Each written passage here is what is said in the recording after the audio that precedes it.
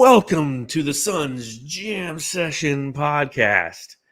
My name, John Voida, managing editor, Bright Side of the Sun, co-host of the Suns Jam Session podcast, and it is schedule day. The Phoenix Suns have released their 2024-2025 schedule along with every other team in the NBA.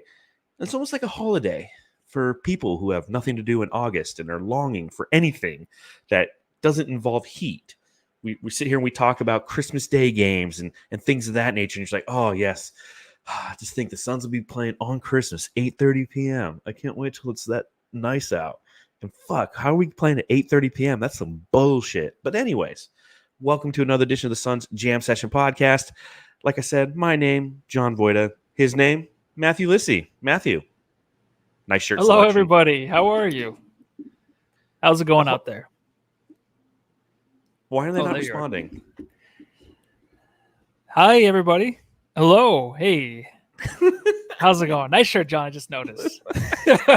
Trying to get things running up behind me here, and booting up. I was looking at the wrong camera and all that. You shit. were. Don't you hate when that happens, dude? Yeah. All the time. Yeah, it was a little skit I had planned, but it didn't go well because no. But the nice thing, you were talking into the right mic. So the podcasting, our listeners on our podcast have no idea that Matthew was not staring right into their soul. And listen, this has to do with the Phoenix Suns. So he's going to make a video about it. So why not make that video with us? That's right, ladies and jamsters. It's the guy who's got 9.3K followers on YouTube. You're so close to 10K, Suns Geek. Yeah, I couldn't have done it without you guys, by the way. So thank you so much for co-streaming this live on both channels, by the way. So you guys already know what to do. Crush that like button. And you are right, John. It is a freaking holiday, man. This is where we, well, at least me anyways, I literally plan my life starting today for the next, 8 to 9 months or whatever it is. It feels that much for that long anyways. But yeah, thank you so much for both having me. Make sure to subscribe to both of our channels, both of our podcasts, even though I'm not really a podcast. And I am looking forward to talking about the schedule, man. I texted you earlier, John. I said, so much to unpack with this schedule, and I'm ready, man. Yes, it is. The blueprint is now before us. And that's the exciting part, at least for me, as we look at the schedule when it comes out, is every year you got 82 games, right? Like it's always 82 games.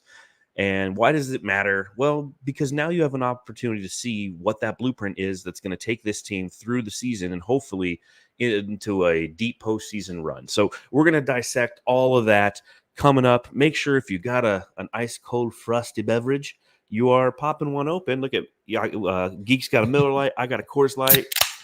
Oh, yeah. Matthew's got a Dasani. That sounds so good. Crack them if you got them, Jamsters.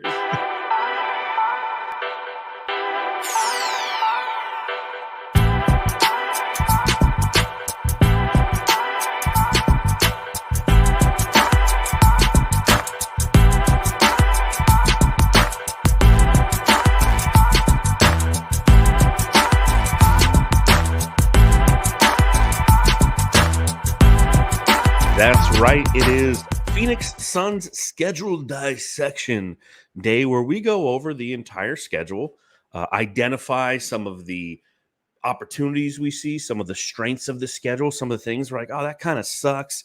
The in-season tournament games that are now they're the Emirates NBA Cup. But of course, I can't do this without asking a question.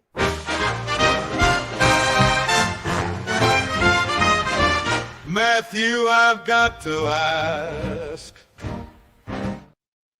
Matthew, I gotta ask, how insanely fucking psyched are you for the schedule? You're on mute, Matt.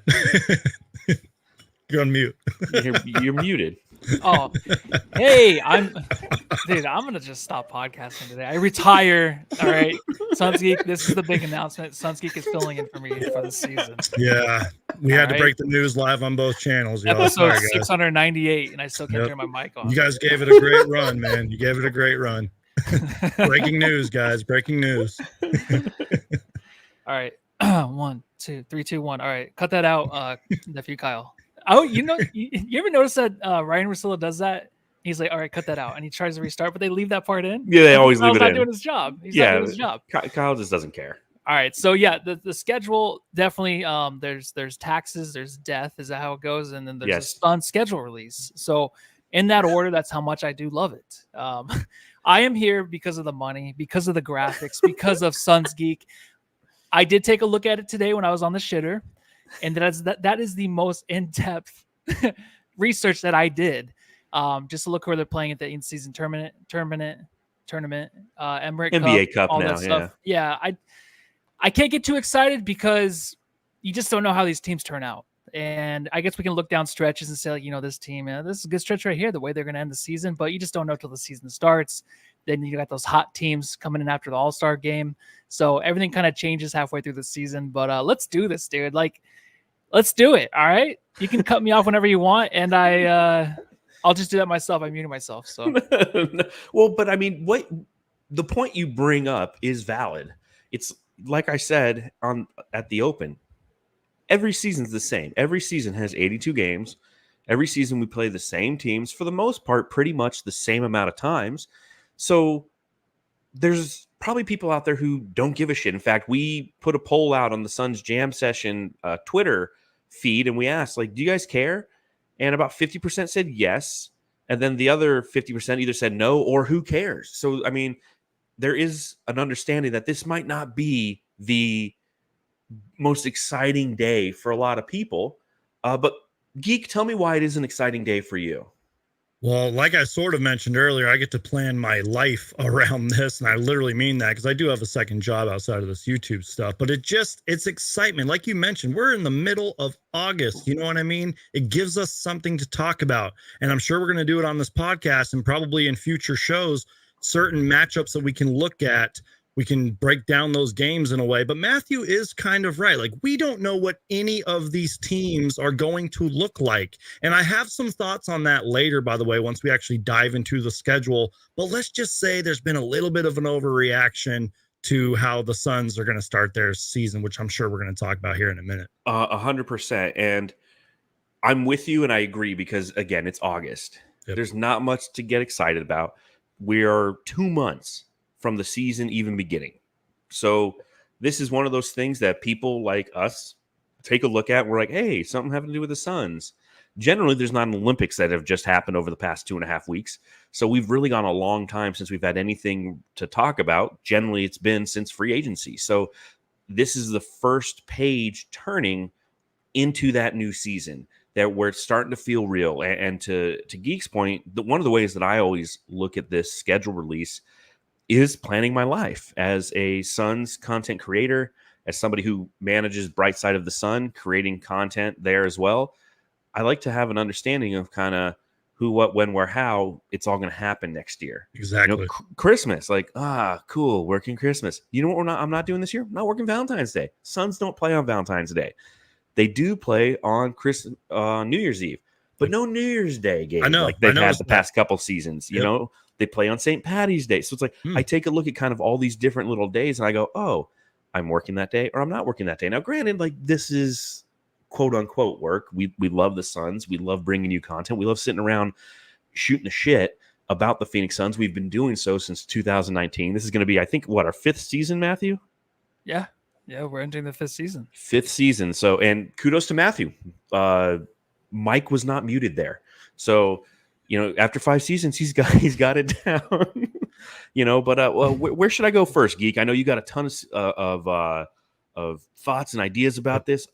So you can drive a little bit. Yeah. I got a bunch of graphics. It's okay, man. No, it's okay. Just real quick though, just to kind of follow up with both of your guys' points. Not everybody is a content creator either. All they want to see is the games played, and that's fair. That's why we love basketball. It's why we love league. They just want to see the games played. But you know what, man? I'm glad you asked, John. I want to start, and I know this sounds crazy. I'm going to sound like a total geek here. No pun intended. Good.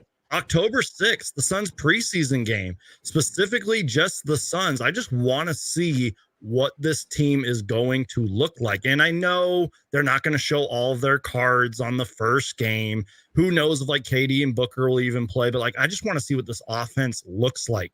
You know what I mean? Like, are we going to be jacking up more threes? Are we going to be a run and gun, fast paced team and everything? And by the way, October 6th, first preseason game. I believe it's against the Lakers, I think. Yep. Get that correct? Yeah. So against the Lakers. And it's weird. I think we play them like 4 times right before Halloween, or a total of 4 times leading into the season and everything. So we're going to see a lot of Lakers and Clippers within the month of October going into Halloween. So that's kind of just my opening thoughts anyways, when I was looking at the schedule earlier. Oh, did we freeze? John, did you freeze? Matthew, John, is he frozen? okay, well, we're gonna keep going this here, is Matthew, his most so. yeah, this is his favorite episode ever, and he's just freezing on us. Okay, I don't know if he's frozen. Should we even I don't know. No, It looks we're like gonna he's keep faking going it. here, man. All right, well, we'll keep going here. We will dive into a lot, so he wanted you to navigate this one because this is your favorite episode. This is his favorite great. episode. You were starting with the preseason, right? Yeah. And it goes by so quickly. You said it's August. It's the middle of August, and here we are already talking about the Suns schedule. An exciting day for us. But Geek, where do you want to start though to start the season? You said the Lakers were playing them early. Yep. That's October a bad 6th. thing though, right? That's a bad thing, right? To get all those games over with just because they play so hard and they try to win the in-season tournament. Like they give it their all every time in the in-season tournament, and they're going to do it again this year. Yeah. That's so kind of glad scary, you said right? that. Yeah, I'm so glad you said that, dude, because that's another thing. It's the Lakers, dude. They're going to play hard no matter who is on their court, man. And I just want to make sure I'm getting this right before we bring John back on. It's October 6th versus the Lakers. Then 5 days later or whatever versus the Pistons. The Nuggets on the 13th. Then to end at the preseason, it's the Lakers again. So, and then like I mentioned, we'll dive into it in a second. Then it's the Clippers, Lakers, lots of LA matchups. John, welcome back. Hey, welcome back, man. 5 seasons in, you think my computer wouldn't go, you're out of memory. That's the best part of this podcast is when we fuck up. That's my favorite Just part. frozen. All the Sun shit doesn't matter. Well, I will say that last preseason matchup against the Lakers, Matthew, do you know the date on that? Is it your birthday? 10/26? 10/17. 10/17. 17 at home. I'm like, of course, but I don't know where you guys are at now. I was frozen. We were just talking about playing the Lakers that many and times. the Clippers, and I wrote that in my notes 4 times to close out October, pretty much. So yeah, so I'll go ahead right now for those of you who are watching. I'll pull up the entire Suns schedule. It's a graphic I make every year. I literally spent a block of time today at work. I'm my lunch break, I'm sitting there eating a salad from Salad and Go, clicking, dragging icons and such. But this is the schedule for the Phoenix Suns in 2024, 2025. And as both of you mentioned, our first 5 games, 4 of them are against either the Clippers or the Lakers. 3 on the road, mind you. We play at the Clippers, at the Lakers, come home against the Mavericks for our home opener on the 26th. But that's a back-to-back. We play the Lakers the day before. And then a couple days later, we play the Lakers again, and then we go back to LA. I mean, so that first stretch of games for the Phoenix Suns, if you look at Miami, right? So from the Clippers, which again, opening night is 10:23 at the Clippers, all the way to the Miami Heat game, which is the 6th of November, the Suns will either be in Phoenix or Los Angeles. That's just kind of strange, is it not? Not strange at all. Yeah, it's a good thing, right? Less travel. The Intuit Dome, that is the best part opening about tonight. That is an awesome name. I think this is the first time an NBA arena has actually been called a dome, right? I mean, I think it's a football term. It's never been called a dome. It's always the arena or the forum or something like that, but it's never the dome. I'm so excited. It's opening tonight. What are they doing there? Is it a Billy Joel concert? They're doing some red carpet event and opening it for the first time tonight. I saw the screen and all that. It's going to be amazing. They actually shoot T-shirts out of that big screen. Do they really? Yes, they do. So then the top row, because what's the worst part of going to a game and you're sitting in the top section? Watching everybody else. Everybody else gets a T-shirt but you. So they got that figured out. So that's the most exciting part. And it is game 1. So it's going to be overhyped, and it'd be nice to go in there and steal the first victory there in that arena. Just in time for the Clippers rebuild that is eventually going to happen. I don't care how rich their owner is. It is true. But I will say, in all fairness to them, though, I feel like they actually had a pretty good offseason replacing Paul George. So that is going to be an interesting game. And plus, assuming Kawhi Leonard's healthy, that if he plays, it's going to be a good game. So I'm actually looking forward to that one. Well, and it is an interesting and exciting opening night for the Phoenix Suns on the road because, as Matthew mentioned, the Intuit Dome, they have this wall, right? It's called the Wall, and it's on one of the baselines, and there's 51 rows reserved exclusively for Clippers fans. And so cheering for the opposing team and wearing rival gear will be strictly prohibited there. And tickets can only be resold through the Clippers marketplace, which adds another layer of exclusivity. And like from the perspective of somebody who has experience working in hospitality and enforcing strict policies, like during COVID, managing a pool at a resort, and we had to have chairs 6 feet apart and only a certain amount of people could enter the pool at a time, even though the whole hotel was full. It was a fucking nightmare. But it sounds like navigating a maze of rules and regulations. And with there's going to be this intense focus on fan loyalty and the tight controls over ticket sales. It's just going to make it challenging for anyone who has to work that area. Like, I feel bad for the ushers. Yes. You know? No, that's like, the worst thing. That guy just cheered for the Lakers. Get him out of here. Yeah. I can already see fans walking in with James Harden jerseys and ripping them off and the Giannis jerseys underneath, like stuff like that. Yes. Plus, those rows are going to be empty. So that's going to be crazy to have the wall, and it's going to be empty game 3 on in the season. How many diehard Clippers fans are there? They're going to drive there, spend that much fucking money on the game. I'm just saying, like, usually they go to watch the other teams. Like, that's why Bill Simmons has the season tickets for the Clippers. He obviously hates the Lakers, but you get to go see the other teams play. Like, if Giannis 100%. comes or LeBron comes, or he's already there, but you know what I mean? I will say it is a good idea, and I kind of hope more teams do it. So I don't know that much about it. From what I've read and seen, it's a really good idea. So says Jay in the chat, says, hokey shit to convince people to actually go watch the Clippers. That's exactly what it kind of is. Are the tickets a little cheaper, you think, or no? Probably I wonder. not. He's got to pay off like a $2 billion stadium. Yeah, True. It's like they're probably going to be charging a bunch. Yeah. Some other highlights, the things that came out before today, but Christmas against the Nuggets. Fa la la la la la la la Jokic. So the Suns are 12-9 all time on Christmas Day, and they're 0-3 in their last 3. Remember, there was that long gap. I believe it was 12 seasons where they did not get a Christmas Day game because they sucked. It's been since prior to that. It had been since 2009 since they played, and that's the last time they actually won on Christmas. This season, they're facing the Denver Nuggets, but it's an 8:30 game. Suns Geek, what is your thought on it being an 8:30 game on Christmas fucking night? Is that like, I'd rather just not play on Christmas? Like, I don't want to be a part of the spectacle? Or is that a good thing because the majority of the eyes of the nation have nothing else to watch that night, therefore they'll be watching that game? That's a complicated answer because even for me, and I love Christmas Day basketball, it makes Christmas even better. It's another holiday on top of the holiday, but it's like at 8:30, I'm like, okay, like I'm tired, man. Opening gifts and all that, Christmas festivities, whatever you're doing with your family, maybe a little bit of drinking and stuff. It's like I'm tired at that point. But you might be right though. People might just be chilling, hanging out. I don't know what the football schedule is. I'm sure you guys do, but it's like, hopefully those games are over by then. And hey, there's the Phoenix Suns are on versus the Nuggets. Oh, and by the way, we play them the 23rd as well. I thought that was interesting. Yes. So yeah, hopefully people will still be watching. It's funny because somebody left a comment on one of my videos. They're like, are the Suns the last game? Like, cause that's how Shams and all them put out the tweet. I was like, probably, like, cause that's how it was posted. So I guess we got our answer. Matthew, what do you think? Are we doing the post-game pod like the next morning? Right? For real. You know how I'm doing the post-game pod? I'll probably be rolled over on the floor with my belly hanging out and then the laptop on my belly. And you'll get a different kind of view, a unique view. It's what they call a sexy view of me. Yeah, it will be up close with the boobies.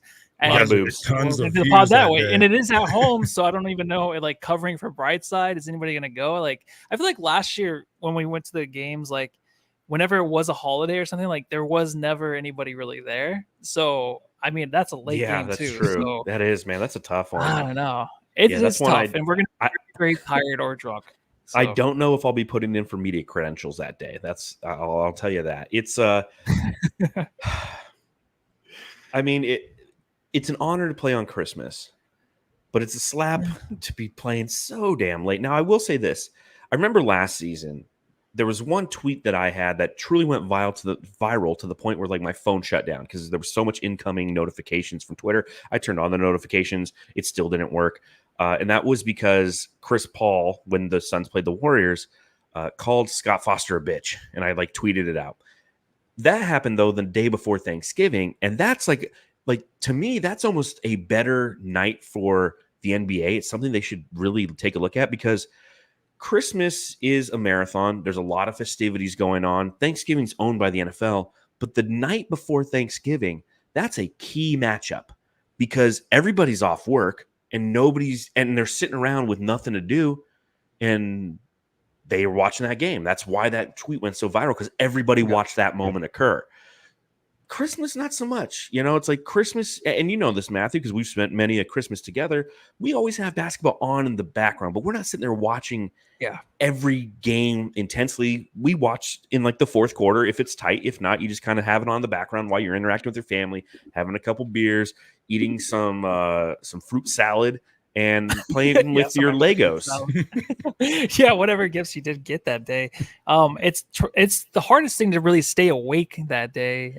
Just because at my age, being an old ass mother effer, like it's hard to like eat bad, even have a Diet Coke nowadays, and then not pass out, and for like an hour or so. Instant but that's coma. what I'm saying. Like, get a couple naps in that day. Get a couple in, and by the time it's 8:30, you'll have your second win. Maybe that's how I'm planning it out right now. But it probably won't go that way. But we'll figure out a way to be live after it, I'm sure.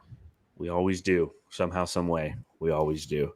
Some other highlights from the Suns schedule that was, again, released today.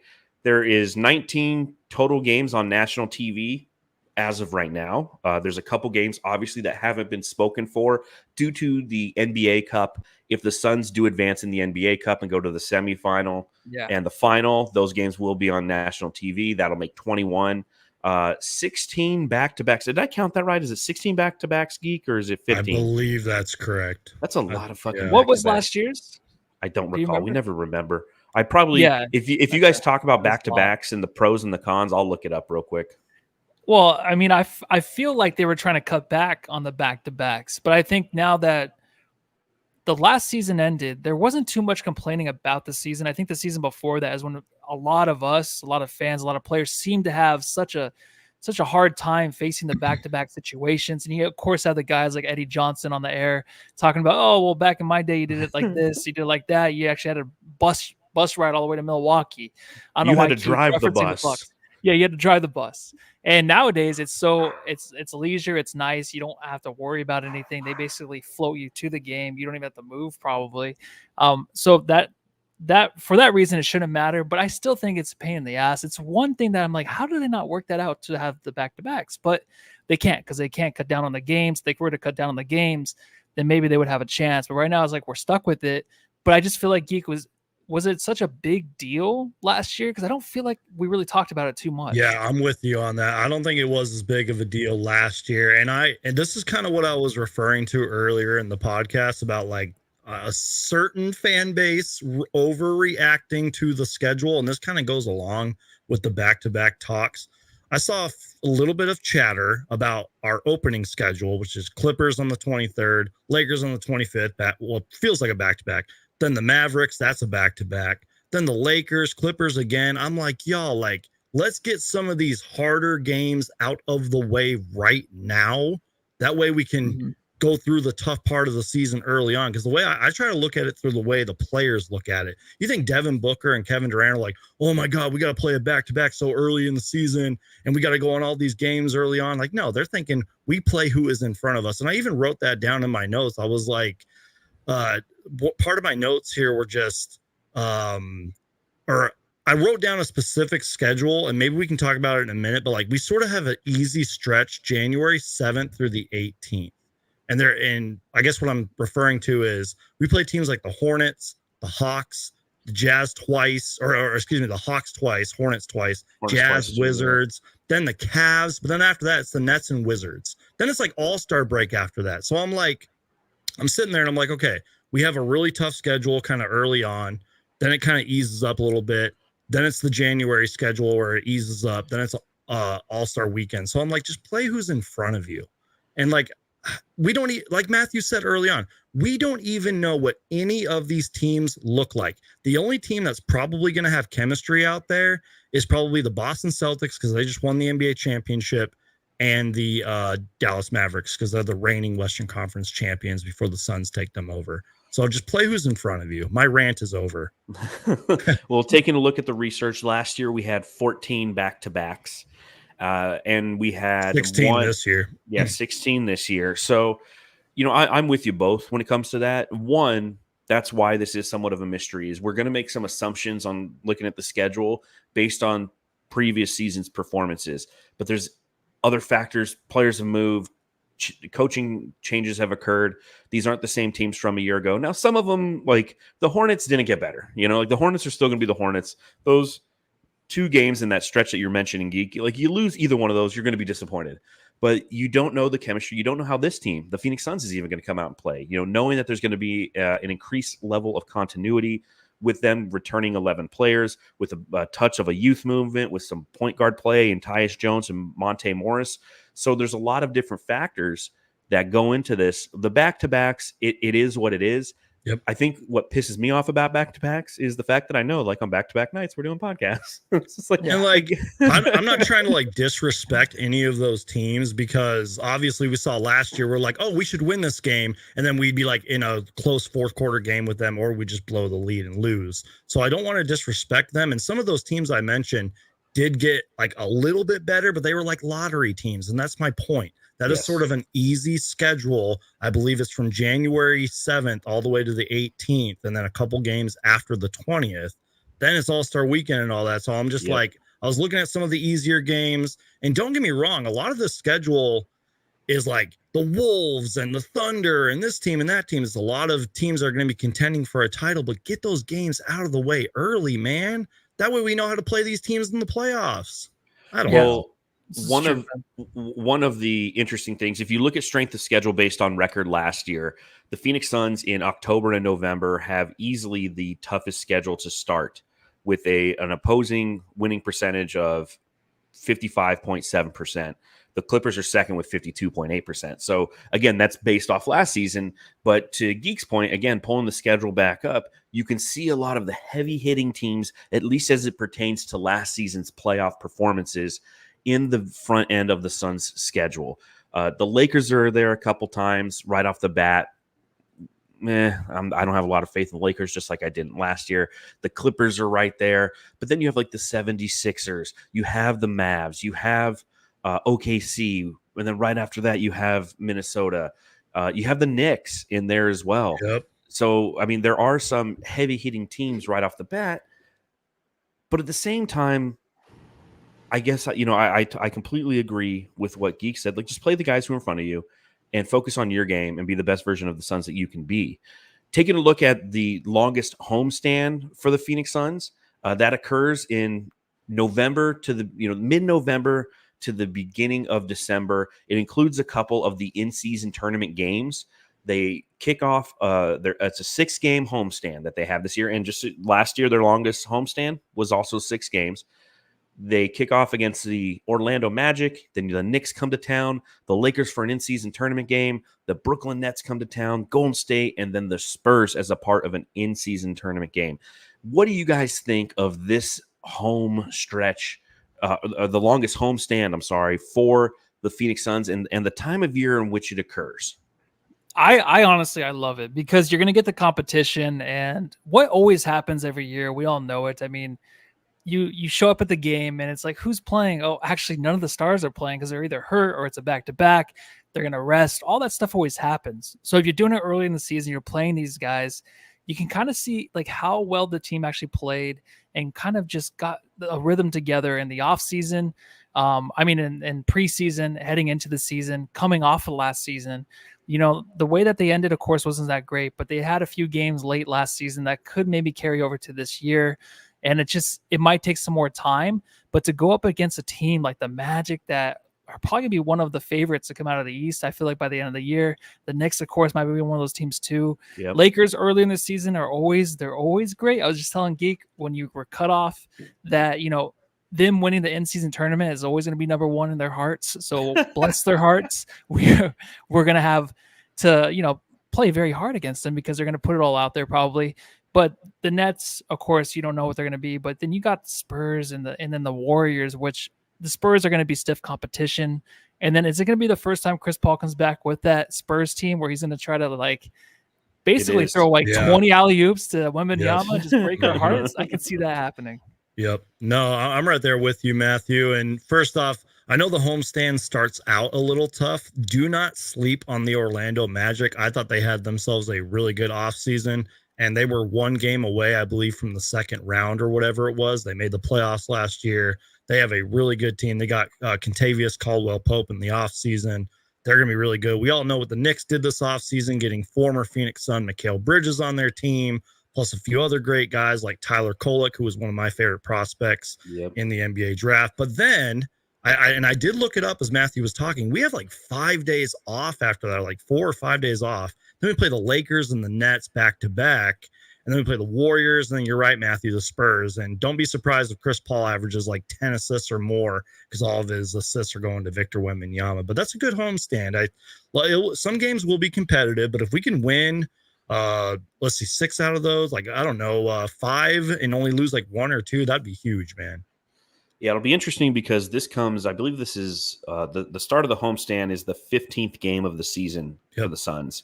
So they have kind of that first section of the schedule, which we'll talk about here momentarily. And then this is going to be a time to really assess who they are as a team, make any adjustments that are necessary, and do it while they're at the friendly confines of the Footprint Center in front of the home crowd. The game against the Brooklyn Nets, that's that slot that is the night before Thanksgiving, right? That's a 7 p.m. game, night before Thanksgiving. That's a Wednesday night because Thanksgiving's, I think it's as late as it can be this year. The 28th is the late it can be because it's always the 4th Thursday of November. And this year, November 1st is on a Friday. So it's like, damn it. I love it when it's like the 22nd or the 23rd. But it is the 27th against the Brooklyn Nets. So that's going to be primetime viewing. And a couple in-season tournament games in here as well. And it's going to be interesting to see how the Suns attack those games, especially at this time, because these are their last 2 in-season tournament games. Their first 2 both happen on the road, one against the Jazz and one against the Oklahoma City Thunder. So it will be an interesting part of the schedule for the Suns. Then you go into their longest road trip, and it's road trips this year.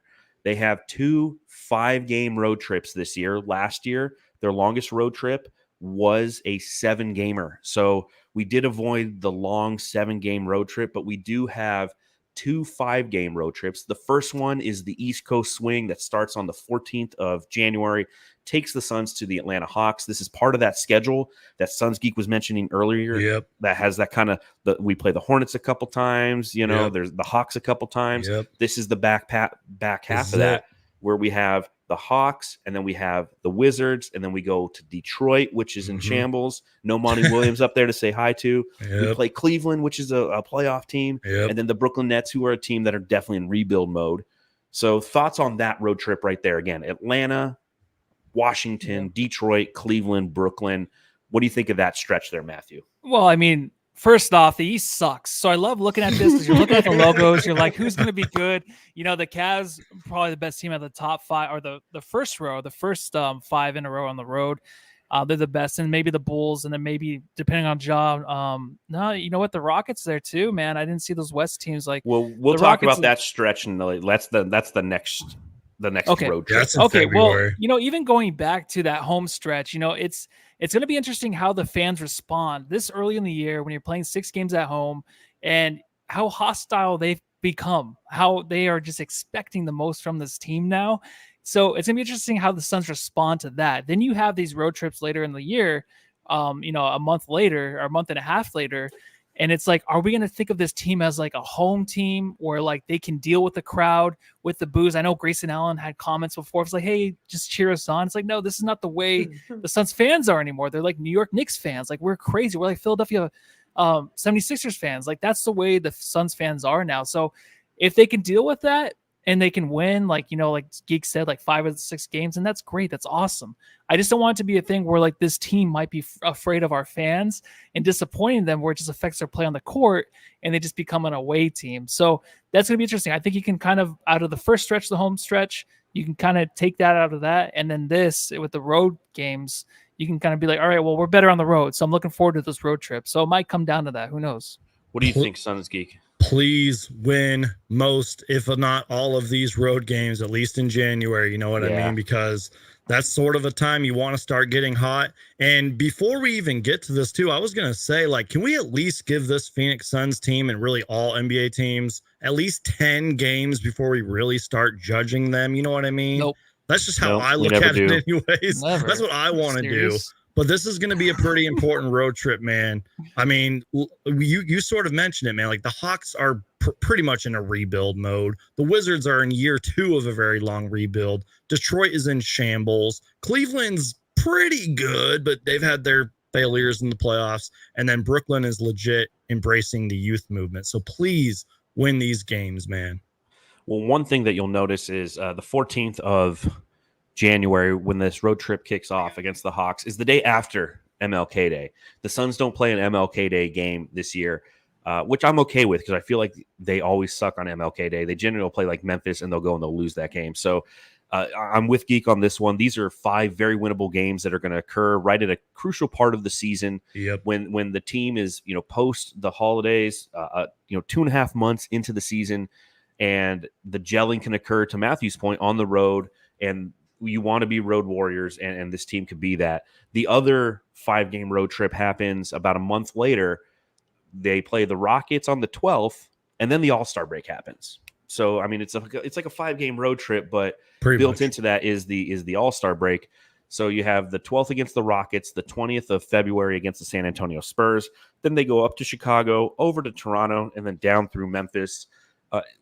Suns Geek, what do you think of this little stretch? The second 5-game roadie for the Suns. So I always like to remind people too, is because they didn't do this like a long time ago, but All-Star weekend, they usually give them at least 4 or 5 extra days off. You know what I mean? So hopefully the Phoenix Suns can win that game against the Rockets and then go into All-Star weekend feeling fresh and everything. But again, maybe besides the Memphis Grizzlies, who I think are going to have a big time bounce back season, especially if they stay healthy, these are all winnable games. Again, I'm not trying to disrespect these bad rebuilding teams, but like last year, I hold the expectations so much higher because last year we lost so many of these winnable games to bad teams. That is unacceptable this year. I want us to win. Spurs, man. I know 1-3 against the fucking Spurs. I was so wrong about that. I was like, oh, don't worry. It's just the 2nd or 3rd game of the year. Calm down, everybody. I was so wrong about that. That should have been our biggest red flag right there. So if we're losing to rebuilding teams, man, we are going to be in trouble. We have to win these long road trips. And I will say, though, road trips are kind of good because kind of, team bonding and building and everything. So I'm hoping for a good result. Matthew, any other thoughts on this second longest roadie of the season? If you want to take a little walk down the Heartbreak Lane to Heartbreak Hotel, and you want to look at that Spurs game coming after the All-Star game, man, you know what could happen this year is the whole Wembanyama effect, where we're just scared to death. It might happen a year early, might be year 3, might be year 4. But if it happens this year and Wembanyama just takes off and he starts the All-Star game, and then also we play him right after, and he's just feeling that momentum, and he just kills us again with Chris Paul. Those are things I think of. So that would be the worst case scenario, I feel like. But other than that, man, the Rockets were probably the best team on this stretch. I just don't know what Memphis is going to look like yet. John Morant was an MVP pick of mine 2 years ago. So obviously missed most of last season. This year with that team, they should be back to it. It was just such a fucked up year for them last year. I just think that them and the Rockets, obviously the 2 West teams, including the Spurs, are the best teams on there. These stretches aren't looking as bad. It's like when you go through the schedule, like, a lot of these teams are going to be bad again this year, but maybe there's a few surprises in there. And like Geek said, we lost a lot of these games to these shitty teams always last year. Close games in the end, really bad fourth quarters, of course, turning the ball over. So we have that kind of fixed now with our point guard situation. So down these long stretches, down these away stretches, it's gonna be up to those point guards really to lead this team and to like keep them competitive and to be a leader on the court. Because obviously we're all looking for a leader with this team still. I think Book has a chance to be that, but it really has to be these point guards to come on the court and just really like pick this team back up. If we're tired, it's on the road. It's up to those guys, I feel like, to kind of get them back into the game. That's why you can lose on any given night. Sorry to cut you off, Matthew, but you can lose on any given night. The Suns cannot allow their opponents to be feeling good, even if it's like, oh, it's a bad team, we're going to win. No, like, don't give them the upper hand. No, I think that, and we hope that after this Olympic experience for Devin Booker and Kevin Durant, there's this love of the game, rejuvenation. Exactly. This is a revenge tour for Devin Booker and Kevin Durant, a rejuvenating experience in Paris. They're going to bring that back with a roster that complements them, that has some, again, as I mentioned before, some continuity to it, some understanding of their roles, and then some playmakers to put everybody in their best place to be successful. And a head coach who's going to take advantage of the offensive skill sets of his team. Again, this team last year was the 5th best 3-point shooting team in the entire league, and they shot the 25th most 3-pointers. This team last year had the worst 3-point shooting from the bench. And now you've added Damian Lee's going to be back. Okay. And it's something that we've been working on brightsideofthesun.com. If you haven't had a chance to go over there and read some of the articles there, we did Suns Rank, where we broke down, had the entire writing staff rank different players, 1 through 17. Who's the best player on the Suns? Who's the 5th best player? Who's the 8th best player? And we put those rankings in front of our community to look at. And now we're writing some articles as to why we ranked players like that. And either tomorrow or the next day, I'm the highest on Damian Lee out of everybody. I think that he's going to be in a great position to be successful. And it's not that hard to be better than Eric Gordon was last year. And Damian Lee could do that.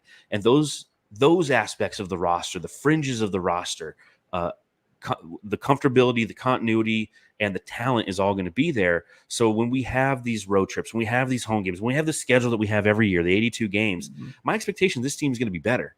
And I'm tentatively excited about it because I think that, again, that last season was so depressing and ended in such a sudden fashion. It's like we were driving this car that was kind of clunking down the road for 7 months or 6 months, however long the season was. And the whole time we're driving down the road, and kind of stalling out. And it's a nice car, right? Like, it's an Audi, it's not a shitty car, but it's not a great car. But like, we thought we'd be driving a Ferrari all season. Ended up it was an Audi. At the moment the playoffs hit, the thing just died on us. And we're like, hold on, I just bought this thing. Should I trade it in? And everyone over the summers, trade it in. You don't need that piece of shit. Hell and yeah, still Trey doing Yusuf Nurkic. Trey Young over here. Are you kidding me? We need Trey Young. But we took we it. Want to win because this is NBA 2K. But we took it to the shop. We put a proper motor in it, and maybe it will start driving like a Ferrari. We don't know. Well, we better. And, there are going to be expectations. And Suns Geek said it earlier, like, can we just give this team some time? It's like, I think we really want to. And I think we tried to last year. And, like, we just saw how miserable they were. So now it's like we have them in the back of our mind, right? It's like getting back into an abusive relationship where you're like, oh, I'm seeing signs again. Oh, he's taking his belt off. He's about, I'm just going pee, honey. That's all I'm doing. All right. He came in the room very aggressively. It's like, he just needed to go through the room because he had to go take that pee, and he hadn't taken one all day. So. But again, at the same time, it's like last season we had excuses, right? And that's going to be the different thing about this season that we have to remember is as the season progresses, and to Suns Geek's point, like you should always give a team 20 games. I say after 20 games, you have a good idea who that team is, right? That's a quarter of the way through the season. You have a good idea of who they are, what they're capable of, what their identity is. And what did we say over and over last season, Matthew? That the Suns had no identity. They didn't know who they were the entire season. And we kept trying to make excuses for them until about the All-Star break. And we're like, okay, this is just who this team is. Yeah. They are a team with no identity. They are a team that is boneheaded in the fourth quarter. They are a team that lacks playmaking, and guess what? They do need a point guard. So we're entering this season with a lot of those issues apparently addressed, but you never know until they hit the court. Nope. And like Bill Parcells always said, you are what your record is. And we always try to overlook that. We're like, no, hold on, wait, give it a little bit more time. But that's the way it's going to be. I think it's a little different in the NBA because teams can turn it around because of the consumption of games that they have playing together. Like eventually maybe they can with that talent. But now I think, though, it's weird to be like actually feeling it again, to feel the energy and just be excited about game one, even preseason and all that. Like, I'm just excited to see those guys in their uniforms. There's some uniform leaks and maybe the Valley stuff coming back. I keep seeing on Twitter. So this team might be feeling it next year. And I think that whatever happened last year, I think we'll get out of our heads pretty quickly when the season starts. First 20 games for sure. We both said a lot there, Suns Geek. What are your thoughts? Well, what was the original question again? There wasn't one. We Yeah, were it's just like we're all rambling. over the Are place you a there. foot person or Yeah, is that do what you the like- question was? Yeah, it's like You like feet or hands? I don't even know what that means. I know this isn't really schedule focused and this is like for another podcast, but and John, you kind of said this earlier. I just hope that Devin Booker and Kevin Durant are better leaders next year. And like, I know we got Tyus Jones and Monte Morris now, blah, blah, blah. And Mike but Budenholzer, Kevin Durant and Mike but and please, Devin Booker need to be the guys. yeah, please be better leaders on and off the court, especially off the court. And I'm not just saying that because that stupid Shams article, but please be better leaders. And please, can we both get Olympic Book and Olympic Kevin Durant, please? That would be amazing. It'd be amazing, but Olympic Book ain't going to work because he has to be the fifth guy of a starting five, and he ain't going to be that. Yeah, can we get Olympic was a Book revenge out of on the Royce defensive O'Neal? end? Defensive right. end, I'll be with it. Full court press. I was so low on Royce O'Neal ending the season. That was just because of the playoffs. Me too. Though. But yeah, I feel like it's weird to get a bounce guy back. that late in the season to have him return again. You know what I mean? Yeah. I felt like he was just going to be gone, but it's like, all right, well, let's see what you have in your second season, because usually those guys that we sign it's a prove it so year. late in the year, it's like, all right, well, we're kind of done with you. See you. Prove That's it. usually the way it is. But who oh no, continue, John. Well, I was going to say, let's look at some interesting stretches I've identified throughout the schedule. Let's start with the first 10 games. Again, here we are like, you can't judge this team by the first 10 games. Let's talk about those first 10 games. And kind of what our expectations. Yeah, so the Suns are going to have 6 home games, 4 road games in their first 10-game stretch. As we mentioned before, they open up at LA, and then they play the Clippers, and then they have to drive from Inglewood to downtown to play them in the Crypto.com arena where the Lakers play, because the Clippers and the Lakers no longer share the same building. Then they come home, they play the Mavericks. That's a back-to-back. Then they stay at home, they play the Lakers again, and then they go back on the road for a 1-game road trip to play the Clippers again. And then they come home, they play Portland, they play the 76ers, and they play the Miami Heat all at home. They play Dallas for the second time in their first 10 games in Dallas, and then they come back home to play the Kings. So some people have said that first 10 games is a rough stretch for Phoenix. Why are they saying that, Suns Geek? Do you see the same thing again, knowing that this is based on last season's performances? Mm-hmm. But I think as I look at these games and I see what some of these teams have done, I don't see it as an unbelievably tough stretch. Do you? Exactly. That's what I was saying. I don't see this as a tough stretch at all. Now, again, I was kind of picking on the Clippers earlier, but I was kind of praising them at the same time. They did enough to replace Paul George, but that does not mean you are going to be good. And who knows what Kawhi Leonard is going to look like, especially with his health and everything. But there are a lot of winnable games. And I can't believe we didn't mention DeAndre Ayton, former Phoenix Suns starter center, when we mentioned that Portland game. But there's a lot of winnable games here. He'll duck us. Right. My prediction. I don't want to talk about Phoenix. No, he'll be traded by then. He's not going to be on the Blazers. All right. Sorry, go ahead. But no, it's okay. But that 76ers game makes me kind of nervous because I think the Sixers had an incredible offseason, in my personal opinion. But yeah, these are a lot of winnable games. And again, even against the Mavericks and the Kings, who also had a really good offseason, get these tough games out of the way early, man. So that's my opinion. Matthew, what do you think? Yeah, I mean, if you want anything to distract these teams or something, maybe Book just shows up in his little Speedos that he was wearing with Kevin Durant going down the slide. And you have Book over there with the little shorts, dude. I don't know. If you want to distract this team and their wives and all that stuff to kind of mess with their psyche, then maybe you do that to pull off these games. But these teams are actually looking at the Suns too in these spots. Like, damn, that's going to be tough too, man. They got a better team this year, all that shit. So I love that it's going to be difficult. I love that it's going to be early to test this team early on, to get them actually some competitive juices, to get those competitive juices flowing, because you're going to need it. And this is what the playoffs are going to look like. My prediction though, like I said, sorry to cut you off earlier, Suns Geek, but I don't really see DeAndre Ayton with the Blazers. I think it was floated out there too, with the Blazers kind of looking to trade him, and that team might be better without him too. They have a lot of young talent. So the way the Suns ended last year, right? The last 10 games, what did they go 7-3? And it was the hardest 7 game or the hardest. They went 9-1. Yeah. Okay. Geez, it was like the hardest 10 games, right? Percentage wise, for any team in the NBA to end it. We're like, God, this is gonna suck. But then they rose to the occasion, and it was overlooked because we got swept. But they did end the season very, very well. So that's why when I look at this, it's like it's difficult. But I feel like this team has the capability to come above 500, and if they do that, I feel like it's a solid start to the year. Yeah, Ayton will be there. You think so? Yeah, 100%. Oh yeah, no, he won't be there the next season. Like what they've pretty much said is they're going to try to trade him, perhaps throughout next season. So he'll just pout.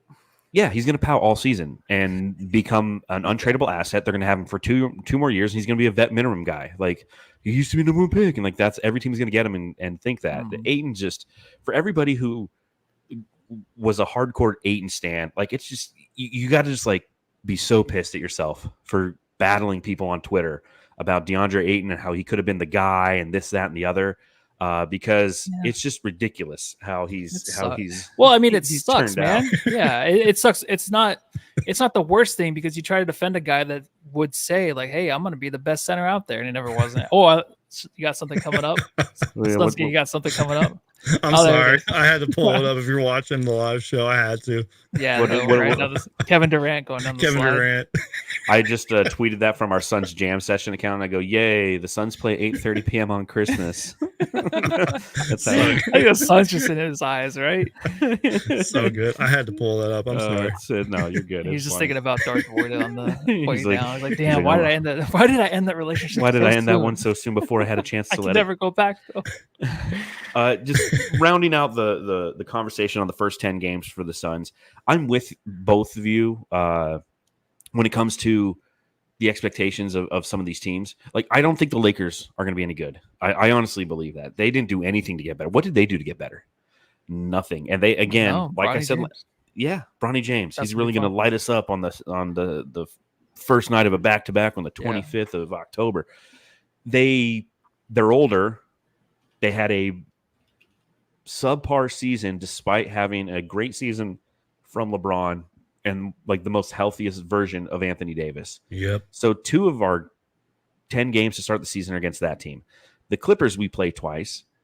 And again, you just don't know who they are. As you mentioned, Suns Geek, they did a good job backfilling the loss of Paul George with a lot of players whose names we know, but they're going to be in the same boat that we were a season ago. We got to mesh. We got to figure this out. We got to understand who we are now without Paul George. And you have James Harden there, and we don't know what the status of Kawhi is, as you mentioned. So you just don't know with that one. But the Clippers are a team that I find confidence in beating because of who the Suns are. You got Dallas twice. So, 6 of our 10 games, 2, are against the Clippers, the Lakers, and the Mavericks.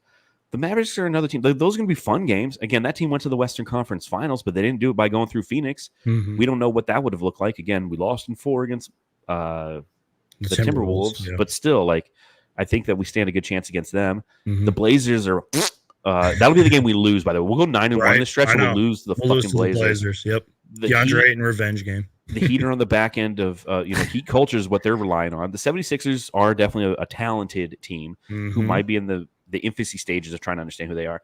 And the Kings are okay too. So I could really see, a 7-3 stretch to start the season, 8-2 stretch to start the season. And that's where you want to be as a Suns fans, as we mentioned, knowing that just 4 games later, this team's going to be entering that long homestand. A couple other interesting stretches that I had here. There's a couple of those like baseball style back-to-backs where you're playing the same team twice in the same. Hate it. I do too. And one I didn't include in here is also the Nuggets. But so February 1st and February 3rd we're in Portland for 2 consecutive games. Feels like a back-to-back. That one, it feels like a back-to-back. Then there is an actual back-to-back on February 27th and 28th against the New Orleans Pelicans.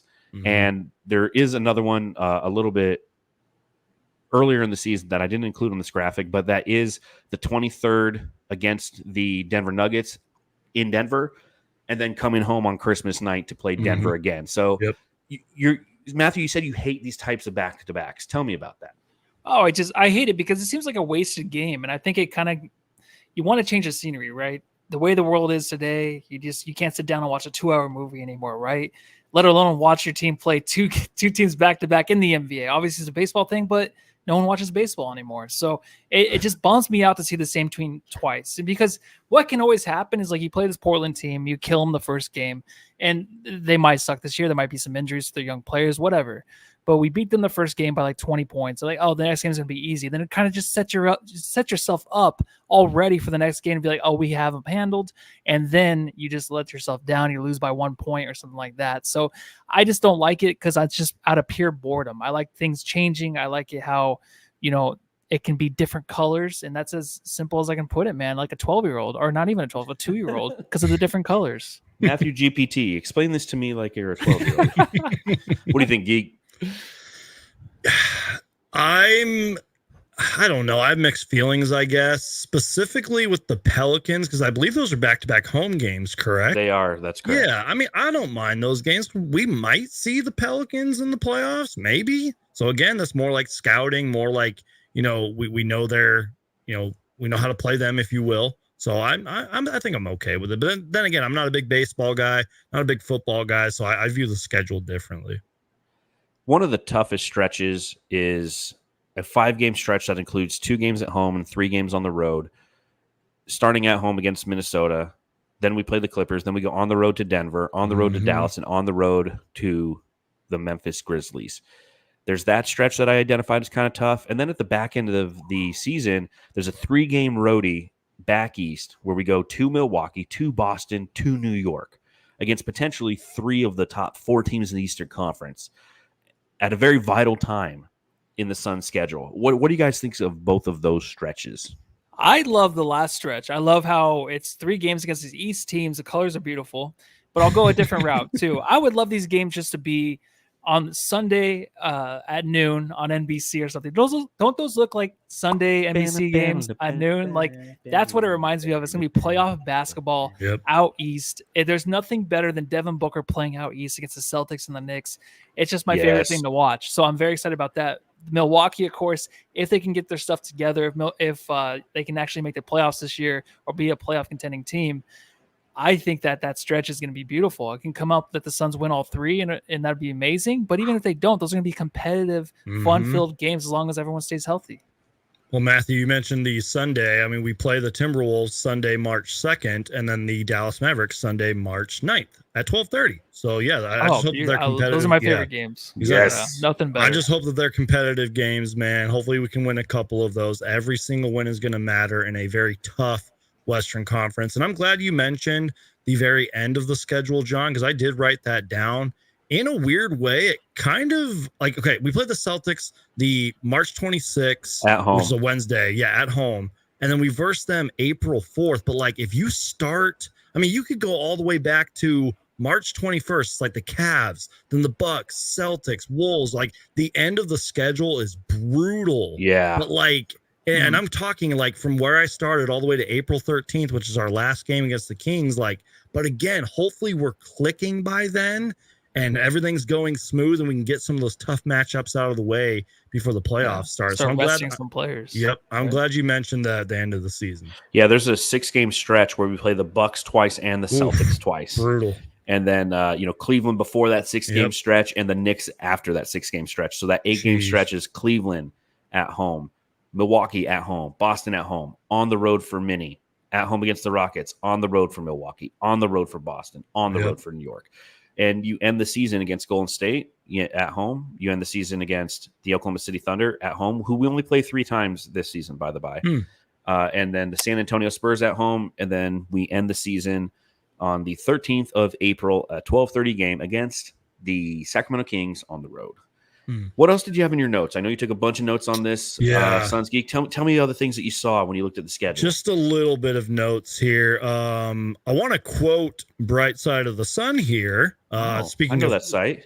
Yeah, it's a really good site. Check it out. Ooh, by the way, I linked your guys' ranking in the article. So if you guys are in the live chat, the ranking of the Suns players that you guys did, it's in the chat right now. Yeah, Matthew and I, we're going to do a full-on podcast next week about that. Just so you know, Matthew. Where we're going to go from 17 and we're going to go all the way down to our number 1 and say why we ranked people and such. You guys are getting behind the scenes. Suns Geek with us again? Here. Maybe the graphics only for I'm 2 not doing people. it. He's not here. If he's here. All right. But just real quick, I want to quote Bright Side of the Sun here. Quote, the Suns are 12-9 all time on Christmas Day. They're 0-3 in their last 3 on Christmas. The team they lost to on Christmas ended up representing the Western Conference in the NBA Finals. Has the time come to break the streak? Will they be the team in the NBA Finals this year? I am praying to God about that. But also just some random notes some that I good took. writing right there. Yeah. To close out 2024, the Mavericks on December 27th, and then it's a back-to-back against the Warriors on the 28th, then the Grizzlies on the 31st. Then I already talked about the All-Star break. I saw this earlier. The Suns have 19 games on national television, but that's sort of a mislead. Technically, I believe they have 30 if you count NBA TV. I count NBA TV as national TV games, but I kind of saw that. I was like 19. I was like, what? That's low. And by the way, I'm not going to read all of the teams, but there was a graphic out. I'm just going to pull up my phone here. Like the Lakers have 39 national TV games. And they're not going to be any good. It's just going to be like, on Bronny, like the dude. Warriors have 36. Like if you're watching the podcast right now, you see my screen. Like the Warriors have 36. The Celtics, they just won the title. They have 34. I could go all day, but like we only have 30. So that's fine though. That's fine. I'm with like that's where I want to be.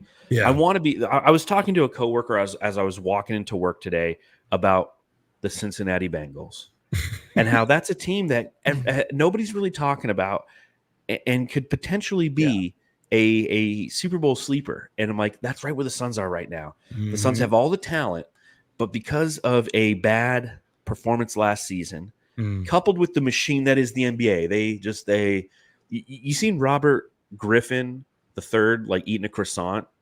Yeah, you seen that big picture? End. Yep. Yeah.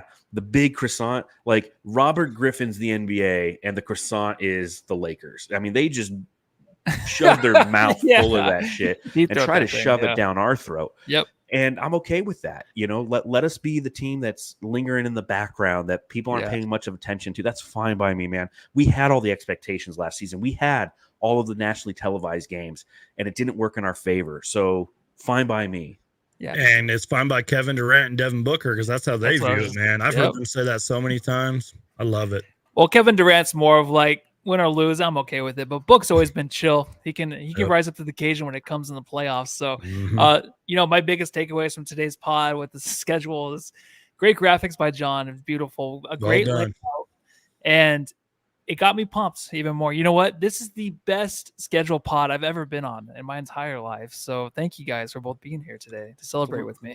It's only like our fifth one. John, again, man, great job on the graphics. And you both keep up the great work, man. I love doing these podcasts with you guys. You already know the drill. If I'm able to make it, you guys know I'm here for you guys, especially during the regular season. You know, we can fill in for each other at times and co-stream these things. I love it. And again, you know, we talked about it. I'm excited for the NBA schedule. Schedule your lives accordingly because I know I'm going to do that starting tomorrow. And everybody knows what to do after every one of those games. You can come right here to the Suns Jam Session podcast, Matthew and I, and sometimes Suns Geek and other members of people in the Suns world will join us to break down those games. Looking forward to another fun and exciting season covering the Suns for you here at Suns Jam Session as well as brightsideofthesun.com. So on that note, the next time you'll see us, I think next week we can do a pod, Matthew. You cool with doing Suns rank? Yeah, you know, I was thinking let's do a Suns rank one. You want to do that? That's a great idea. Okay, in fact, I already have some read you my rankings, but yeah. No, I'll have them on the screen for you to see. I might change them though. Too late. Too late. It's I already have the graphics done. Dude. It's already 17. Cemented? It's 17 fucking slides. Okay, I'm not just going to reveal our ranks. You have to go one by one. It's like 17. Who'd you pick? So no change in your ranks. Yeah, can I just say one last thing before we get out of here too? The fact that because it's happened to me when I've been on your guys' show, the fact that the internet cuts out and we were able to still keep going with this podcast, and we had a lot of funny side conversations going on. The fact that we still have this chemistry and everything. I love it, man. I love working with both of you guys, and I'm looking forund to this upcoming season. Man. And it's like you two are my daddies, and I love it. I always feel comfortable at home, and I can speak easy and, do my homework without getting murdered and hit. So I love it. We'll help you out there, bud. Well, you got to carry the one, son. We'll get you there. Carry it. Well, on that note, again, my name is John Voida, managing editor, Bright Side of the Sun. He is Matthew Lissy. You can follow him. Thank you, Matthew Lissy. And Suns Geek, you just look up Suns Geek, Google it. I literally did it today. I'm like, I need to know how many followers he has on YouTube. Still doesn't know how to press the mute button at the right spot. I fumbled with it. Sorry. But you can follow Suns Geek at Suns Geek on Instagram, Twitter, TikTok, all the places where you can view Suns content. Suns Geek's there because it has to do with the Phoenix Suns. He's going to make a video about it. Matthew, go ahead, take us home. Go home and love your two dads. He's daddies. And Matthew's a fuck guy.